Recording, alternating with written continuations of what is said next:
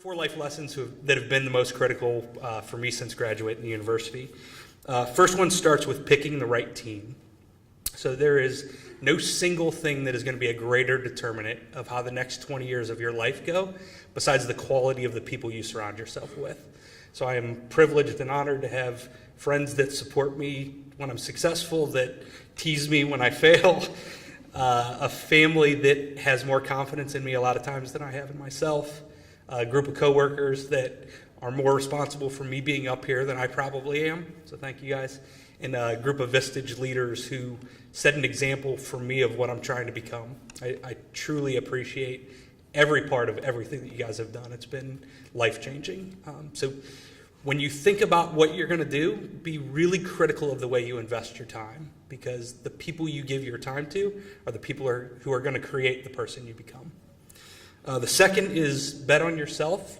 So my interview out of the University of Akron was one of my interviews was with the job that I took and eventually the company that I now own with Incept. And I sat down at the end of the interview, the CEO said, so you have the job, but there's a couple conditions that I want you to be sure you understand.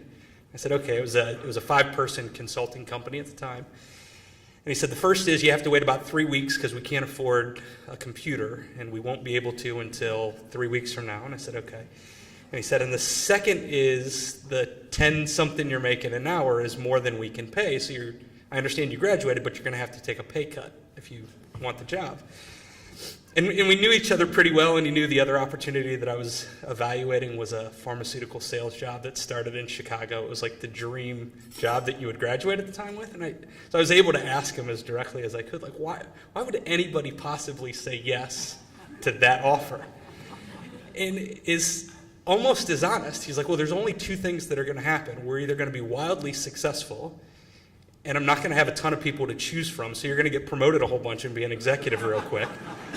Or we're going to fail, and I'll be a good reference, and you can probably get that exact same job in 6 months anyway, so what's 6 months? And I was like, that makes complete sense. I totally agree with you. So I took the job, and kind of the rest ended up being history. So the lesson that I learned from that is there's always going to be a safe option, right? You're always going to be able to back into something that may not be what you love, so when you get the chance to bet on yourself, take it. Number 3 is leverage your strengths. Too often my experience has been that we get encouraged, or systems tell you to, or there's processes or review systems that teach you to try to fix your weaknesses. And in my experience, the world doesn't necessarily care about your weaknesses. So a weakness is just the inverse of an underutilized strength, right? So if you're getting feedback that you're too sensitive, like maybe the job that you have just doesn't value your gift of compassion to the degree that you actually want to deliver it. So maybe you need a different job, maybe you need a different boss, maybe you need a different company.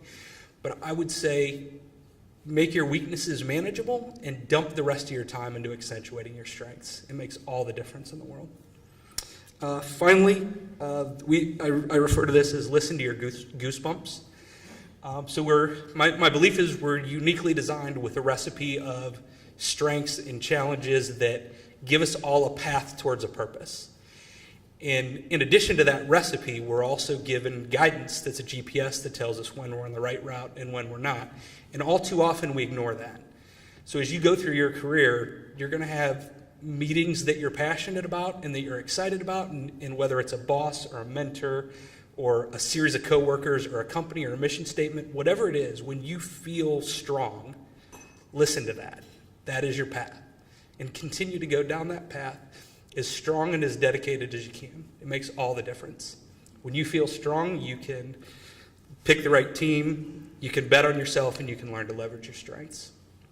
So again, thank you to the entire university, to the leadership, to the College of Business, and the professors, including Dr. Owens and Dr. Hanlon, who I was proud to learn from.